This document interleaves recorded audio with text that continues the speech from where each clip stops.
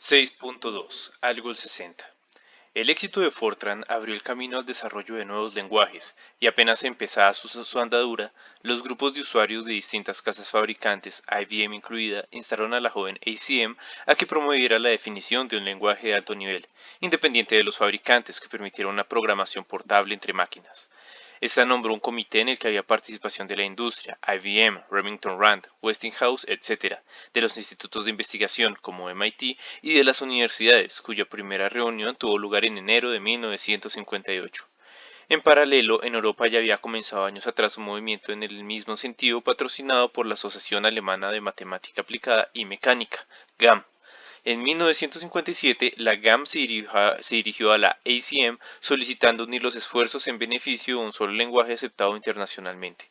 Se convocó una primera reunión conjunta en Zúrich en junio de 1958.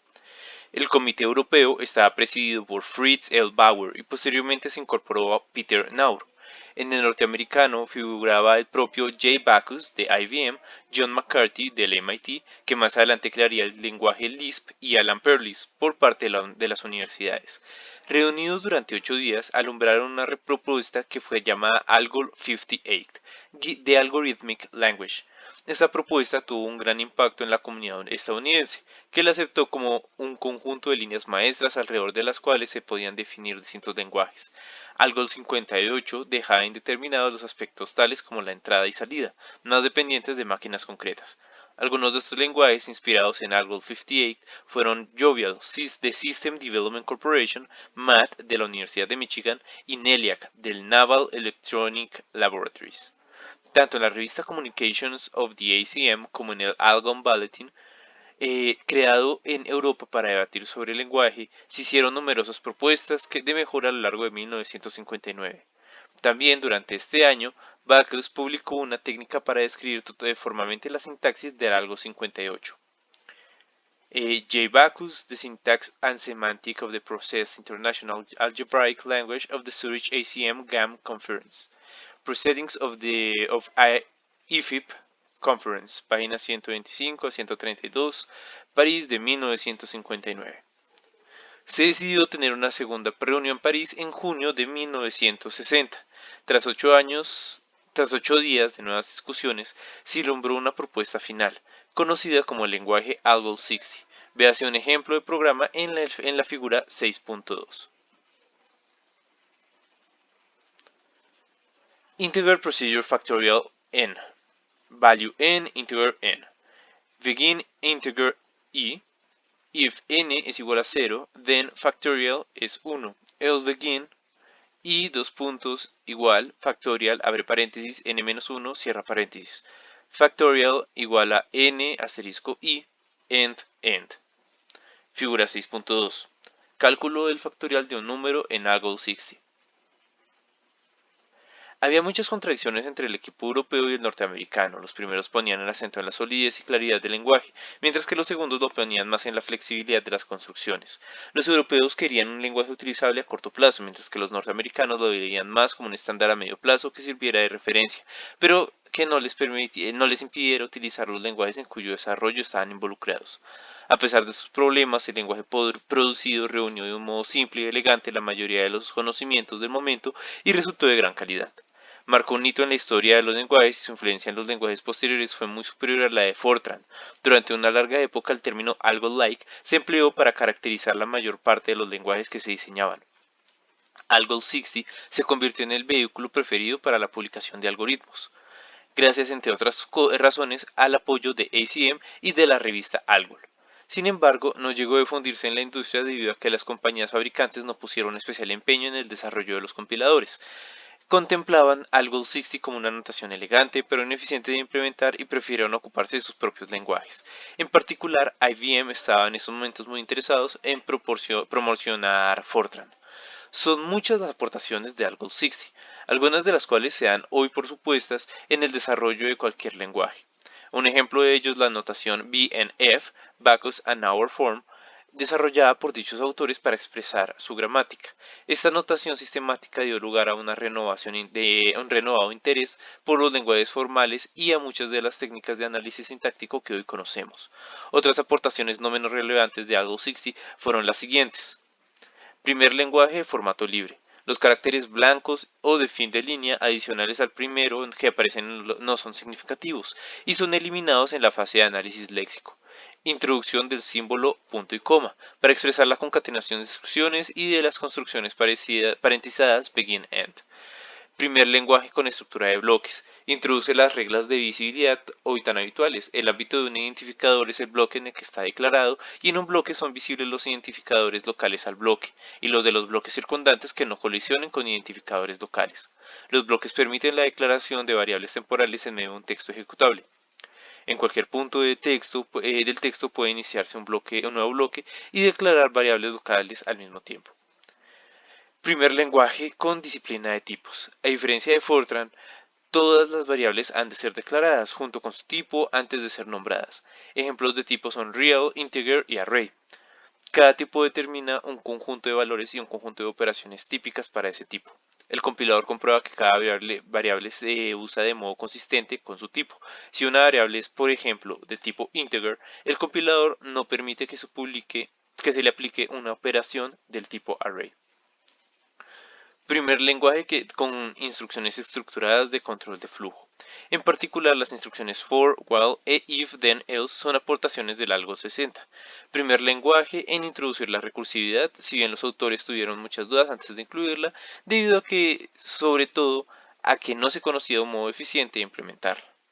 Primer lenguaje en introducir los pasos de parámetros a los procedimientos por valor y por nombre. Este último ha sido abandonado en posteriores lenguajes imperativos debido a su complejo efecto lateral. El paso por valor consiste en evaluar las expresiones incluidas en los parámetros antes de llamar a la función.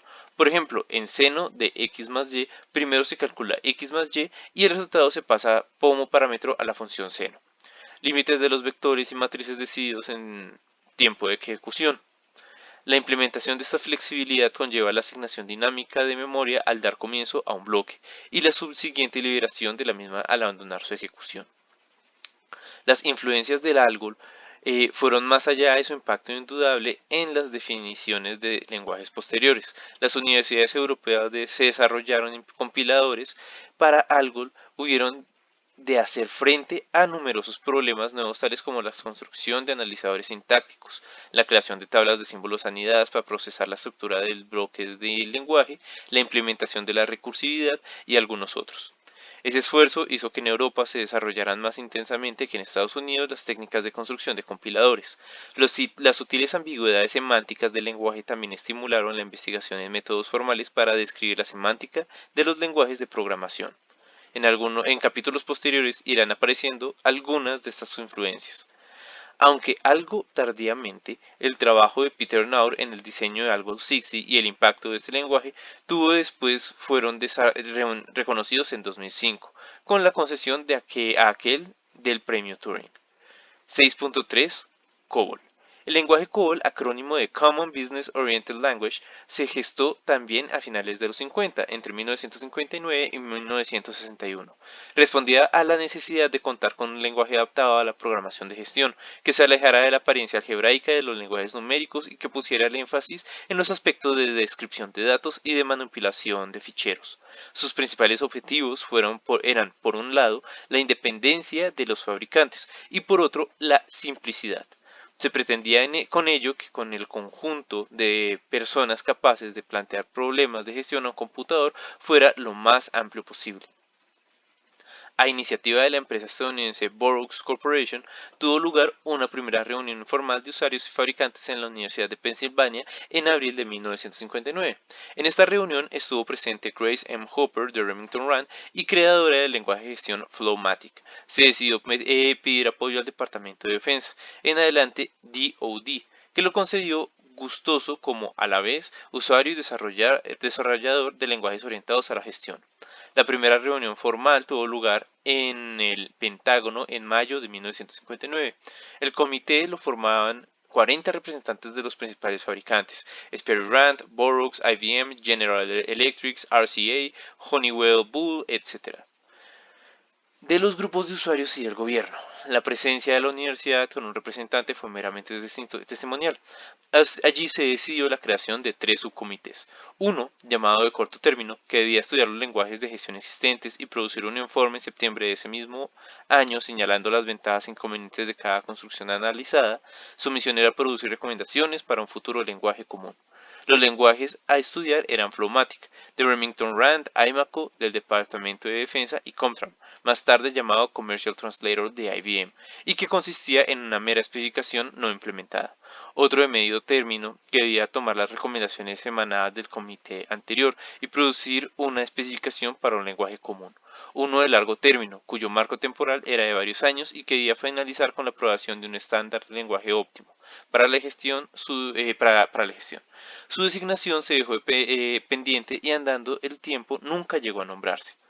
Como veremos a continuación, estas decisiones condicionaron notablemente el desarrollo de COBOL. También de gran impacto posterior fue la decisión de crear un comité ejecutivo que habría de supervisar el trabajo de los otros y definitivamente tomar las decisiones. Lo llamaron CODACIL y su papel fue determinante en impedir que proliferaran dialectos de lenguaje. CODACIL, Committee of Data System Language. Grace M. Hopper Sperry Rand no estaba en él, pero fue nombrada consultora él mismo. El comité de corto término comenzó su trabajo inmediatamente y mantuvo numerosas reuniones durante los 4 meses asignados. Bien porque entendieron mal su tarea, bien porque fue inevitable dada la naturaleza de su trabajo, el caso es que su informe final consistió en algo más que recomendaciones. Contenía una casi completa especificación para un nuevo lenguaje orientado a la gestión, en la que incluían su sintaxis, descripción semántica y conjunto de palabras reservadas. Solicitaban además tiempo para completar su trabajo y permiso para supervisar las primeras implementaciones. Más sorprendente aún es que el comité ejecutivo diera su aprobación. 3 meses más tarde, la especificación se convertiría en el lenguaje COBOL. George Ranch Committee, COBOL Specifications for a Common Business Oriented Language, Technical Reference Manual Submitted to CODACIL, diciembre de 1959. Puede decirse, por tanto, que COBOL nació de un malentendido. El objetivo del comité de corto término pasó de una revisión del estado de arte del diseño de un lenguaje, cuando no había sido comisionado para esta labor, y todo ello con enormes presiones de tiempo. Si hubieran previsto la pervivencia futura del lenguaje, seguramente se hubieran tomado más tiempo. El documento oficial fue publicado por el DoD en la primavera de 1960, y hacia finales de año ya había dos compañías, RCA y Remington Rand, que disponían de los primeros compiladores. Una primera prueba tuvo lugar en diciembre, en la cual se compiló y ejecutó con éxito un mismo programa COBOL en dos máquinas diferentes. Tan solo hubo que hacer algunos ligeros cambios en la Environment Division del programa. Una característica original de COBOL, sobre la que había unanimidad entre sus diseñadores y que sin embargo no tuvo continuadores, fue el uso de palabras inglesas para construir todas las expresiones e instrucciones del lenguaje, incluidas las operaciones aritméticas, que en COBOL reciben el nombre de add, subtract, etc., dando a los programas un aspecto verboso muy peculiar. La razón de esta decisión de diseño fue hacer los programas comprensibles a programadores y ejecutivos sin una especial formación matemática. Es dudoso que tal objetivo se consiguiera. En cambio, no es dudoso que muchos programadores de COBOL deploraron esta característica y que se desarrollaron preprocesadores para trabajar con una notación más abreviada. Otra deficiencia fue que sus diseñadores no previeron la posibilidad de pasar parámetros a los procedimientos. En ese sentido, COBOL representó un paso atrás con respecto a Fortran. Más influencia posterior tuvo su énfasis en independizar la descripción de los datos de los procedimientos y en hacer aquello lo más independiente posible del hardware subyacente. Así, un programa COBOL tiene 4 apartados: la Identification Division, que suministra comentarios explicativos acerca del programa y sus autores; la Environment Division, que proporciona información dependiente de la máquina y en particular define la correspondencia entre los ficheros externos y las descripciones internas de los mismos; la Data Division, que describe a nivel lógico las estructuras de los ficheros utilizados por el programa; y la Procedure Division, que describe los algoritmos. Una misma Data Division podía ser utilizada por algoritmos diferentes. El sublenguaje de descripción de datos puede verse como la semilla cuyo fruto serían los lenguajes posteriores de descripción y consulta de bases de datos. La estructura record fue también una aportación de COBOL a la posteridad. Un record consiste en una secuencia de campos, posiblemente de diferente tipo, a los que se puede acceder mediante un nombre. Por ejemplo, record, nombre, string, edad, integer, sueldo por mes y integer array 12, end. Cole representó muy bien el consenso alcanzado por las empresas de la época para conseguir un lenguaje portable para sus necesidades de programación de gestión. Se difundió rápidamente y fue convertido en estándar ANSI en 1968, 1974 y 1985. El énfasis en la portabilidad hizo que Codasys se dirigiera en vigilante de su evolución para evitar la proliferación de versiones incompatibles. Ello dio una gran estabilidad al lenguaje. Este hecho, junto con el apoyo decidido del DoD, ningún contrato con el mismo era aceptado si la compañía ofertante no disponía de un compilador COBOL, hicieron que, como en el caso de Fortran, su supervivencia fuera más allá de los límites razonables. Todavía en la década de los 80, COBOL seguía siendo el lenguaje de programación más usado. 6.4. Lisp. El origen de Lisp, Lisp Processing Language, es muy diferente. En este caso se trata del empeño de una persona, John McCarthy del MIT, en conseguir un lenguaje apto para aplicaciones de inteligencia artificial. Su historia comienza en 1956, año en que tuvo lugar en Dartmouth, Massachusetts, Estados Unidos, el primer congreso estadounidense sobre inteligencia artificial. Allí, John McCarthy tuvo conocimiento del lenguaje IPL2 de Newell, Shawn y Simon, mencionado en la sección 5.1 al hablar de las listas. Dicho lenguaje era muy específico de la máquina Joniac de Remington Rand para la que había sido creado. Aún así, demostraba que una generalización de las listas en la que sus elementos podían ser bien atómicos, bien otras listas, permitía representar cualquier estructura de datos. Para no confundirlas con las listas explicadas en la sección 5.1, las llamaremos listas generales. En esa época, McCarthy trabajaba en la Universidad de Dartmouth un proyecto de inteligencia artificial y les pareció que un lenguaje de cómputo simbólico basado en listas generales sería muy apropiado para su investigación. Durante 1957, IBM regaló al MIT un centro de cálculo basado en el computador 704, al que también tenía acceso Dartmouth. Además, McCarthy actuó como consultor de IBM en un proyecto sobre demostración de teoremas geométricos. En el marco del mismo, colaboró en el desarrollo del lenguaje FLPL, Fortran Lisp Processing Language, para el computador 704. De esa época son tres funciones, llamadas char, CDR y cons, que han pervivido hasta nuestros días en relación con el manejo de listas. Char, que obtiene el primer elemento de una lista. CDR, que obtiene la lista resto de una lista, es decir, la lista que comienza en su segundo elemento. Cons, que es la inversa de las otras dos, es decir, construye una lista a partir de un elemento y de una lista. Las siglas char y CDR significan respectivamente Contents of Address Part in Register y Contents of Decrement Part in Register, y tienen que ver con la forma de representar un nodo de una lista en la palabra de 38 bits de la 704. En 1958, McCarthy obtuvo una plaza en el MIT y comenzó a trabajar con Marvin Minsky, uno de los pioneros de la inteligencia artificial. Ante las deficiencias detectadas en FLPL, decidió crear un lenguaje nuevo para cálculo simbólico, al que llamó Lisp. Las nuevas características que incorpora Lisp son las siguientes: definiciones recursivas, expresiones condicionales, posibilidad de pasar funciones como argumentos, posibilidad de crear funciones anónimas usando para definirlas una notación similar a las de las lambda abstracciones de A-Church, véase la sección 3.4, recolector de basura para analizar y reutilizar la memoria de expresiones que ya no eran necesarias para el cómputo. No es lo mismo una expresión condicional que una instrucción de condiciones al estilo de Fortran, Algol y COBOL. Una expresión devuelve siempre un valor, mientras que una instrucción altera el estado del cómputo, pero no devuelve un valor.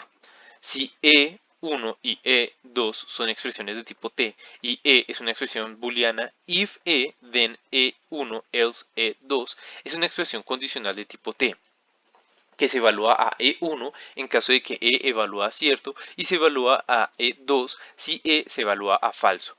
Gracias a este nuevo tipo de expresión se puede definir en Lisp cualquier función recursiva.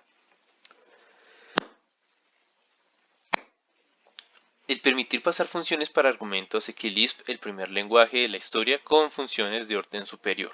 Llamamos funciones de orden superior a las que reciben como parámetros o devuelven como resultado otras funciones. Esta es una característica distinta del llamado paradigma de programación funcional, del que hablaremos en el capítulo 11. Una de tales funciones es, por ejemplo, la función de Lisp, llamada mapList, que aplica una función cualquiera, recibida como argumento a todos los elementos de una lista. Esta característica y el uso de lambda abstracciones han hecho de que Lisp sea considerado el origen de los lenguajes funcionales, cuya semántica se basa, como veremos, en el lambda cálculo de Church. Sin embargo, tan solo un subconjunto de Lisp puede considerarse un lenguaje funcional puro, ya que Lisp permite programar con efectos laterales. Cuando se llama a una función se considera que todo efecto no visible en su resultado es un efecto lateral. Un ejemplo de tal efecto sería una función que, además de calcular el seno de un valor x, modificará una variable compartida con otras funciones. O una función que, dada una lista o un elemento, insertase dicho elemento en la lista en una cierta posición.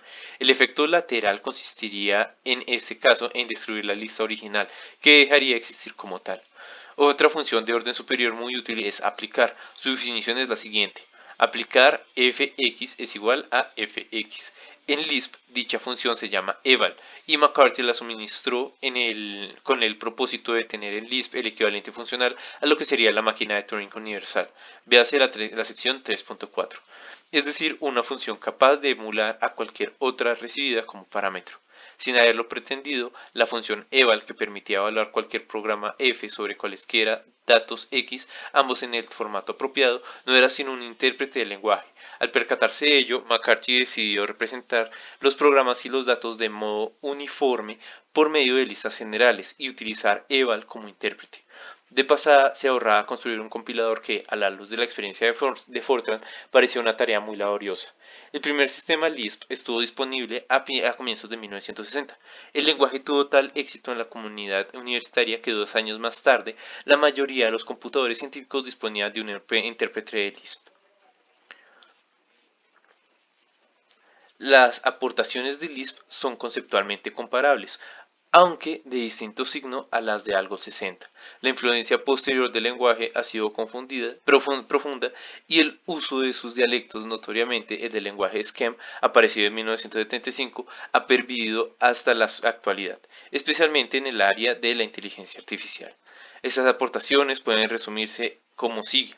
Demuestra en la práctica que la recursividad es suficiente para programar cualquier función, implementa por primera vez la recursividad por medio de una pila implícita que conserva una copia de las variables de la función por cada activación recursiva, trata las expresiones de datos y de programas de modo uniforme y proporciona la primera notación de orden superior de la historia de los lenguajes. Lisp es también el primer lenguaje interpretado de la historia, también es pionero en la incorporación de un mecanismo automático de recolección de basura. Utiliza la composición de funciones como mecanismo ordinario para la creación de funciones más complejas. Ello, junto al uso de lambda abstracciones y al orden superior, hace que un subconjunto de Lisp llamado puro Lisp sea un lenguaje funcional. Lisp es una de las semillas, aunque no la única, que tras una larga gestación da lugar a un nuevo paradigma en la programación.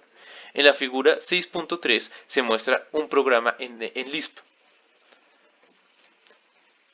Abre paréntesis, de font maplist, abre paréntesis, f, xs, cierra paréntesis, abre paréntesis, cont, abre paréntesis, null, xs, cierra paréntesis, nil, abre paréntesis, cons, abre paréntesis, f, abre paréntesis, car, xs, cierra paréntesis, abre paréntesis, maplist, f, abre paréntesis, cdr, xs, cierra paréntesis, cierra paréntesis.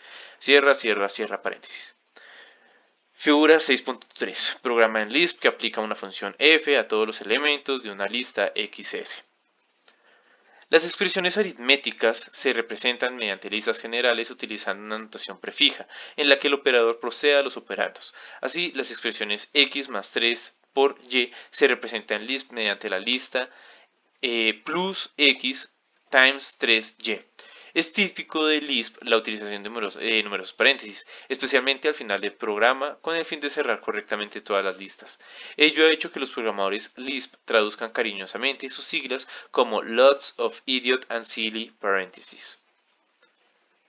Literalmente un montón de necios y estúpidos paréntesis. Se ha especulado mucho sobre la influencia del lambda cálculo en la gestación del Lisp. El propio McCarthy reconoce que esa influencia fue pequeña, prácticamente limitada a la sintaxis empleada para las funciones anónimas. J. McCarthy, History of Lisp, ACM SIG Plan, Conference on the History of Programming Language, junio de 1978. La utilización del lambda cálculo como fundamento semántico de los lenguajes funcionales vendría mucho después, por el diseño de Lisp y por otras contribuciones al área de la inteligencia artificial. Le fue otorgado a McCarthy el premio Turing en 1971.